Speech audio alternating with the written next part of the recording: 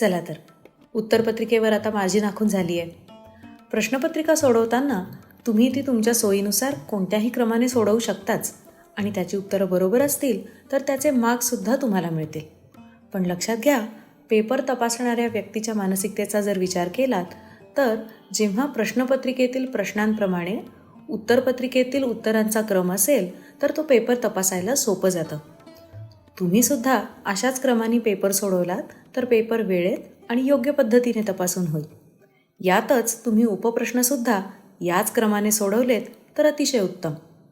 आता समजा निबंधाचा प्रश्न तुम्हाला थोडा उशिरा सोडवायचा असेल आणि अशावेळी निबंधाचा प्रश्न जर आधी येत असेल तर त्यासाठी एक ठराविक जागा सोडून आपला पुढचा प्रश्न सोडवणं योग्य ठरेल. मग आता ही जागा सोडायची कशी? आता बघा साधारणपणे प्रत्येक प्रश्न त्याच्या स्वरूपानुसार आणि त्याला मिळणाऱ्या मार्कांनुसार त्या उत्तरासाठी किती शब्द लिहावं हे अपेक्षित असतं. जसं की निबंध हा साधारण 250 ते 300 शब्दांमध्ये लिहिला जातो. मग समजा आपल्याला 250 शब्दांची जागा सोडायची आहे.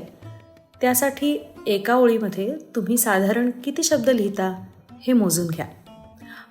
आणि अर्थात हे मोजताना सगळ्यात आधी सराव उत्तरपत्रिकेत मार्जिन आखून तुम्ही 4 ओळी लिहा आणि मग त्या मोजून घ्या. आता ह्या आकाराच्या अक्षरांमुळे 7 शब्द एकाच ओळीत बसत आहेत. जर एका ओळीत तुमचेही 7 शब्द बसत असतील तर 250 शब्दांचा निबंध लिहिण्यासाठी साधारणपणे 35 ते 36 ओळी लागतील. आता एवढ्या ओळी सोडून मग तुम्ही पुढील प्रश्न लगेच सोडवू शकता. आता तुम्ही इथे काही उत्तरपत्रिका बघत असाल ज्यामध्ये प्रत्येक विद्यार्थ्याची लिहिण्याची पद्धत, त्याचं अक्षर हे वेगळं वेगळं आहे आणि त्यामुळे ओळीतील शब्दसंख्यासुद्धा वेगळी आहे. यानुसार प्रत्येक विद्यार्थ्याला किती ओळी लागतील हेही तुम्हाला इथे दिसेल. आता हा प्रश्न झाला निबंधाचा, पण हीच पद्धत उदाहरणार्थ तुम्ही विज्ञान या विषयासाठी पण वापरू शकता बरं का. आणि ती कशी? तर आता बघा विज्ञान या विषयात शास्त्रीय कारणं लिहा असा प्रश्न असतो. त्यात आता हा प्रश्न बघा, यामध्ये तुम्हाला 3 उपप्रश्न दिलेत आणि यातील कोणतेही 2 उपप्रश्न तुम्हाला सोडवायचे. आता समजा तुम्हाला पहिल्या आणि तिसऱ्या प्रश्नाचं उत्तर येतं आहे, पण तुम्हाला पहिल्या प्रश्नातल्या उत्तराबद्दल जर असा कॉन्फिडन्स कमी आहे, म्हणून तुम्ही विचार करताय की तिसरा प्रश्न आधी सोडवूया.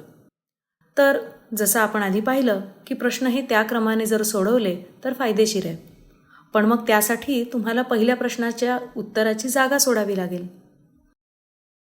आता शास्त्रीय कारणं लिहा या प्रश्नाचं उत्तर साधारणतः 40 ते 50 शब्दात लिहावं. आता जसं आपण निबंधाच्या उत्तरासाठी शब्द मोजून ओळी सोडल्या, तसंच शास्त्रीय कारणं द्या या प्रश्नाला सुद्धा अशाच ओळी सोडा आणि मग पुढचा प्रश्न सोडवा. आहे ना सोपं?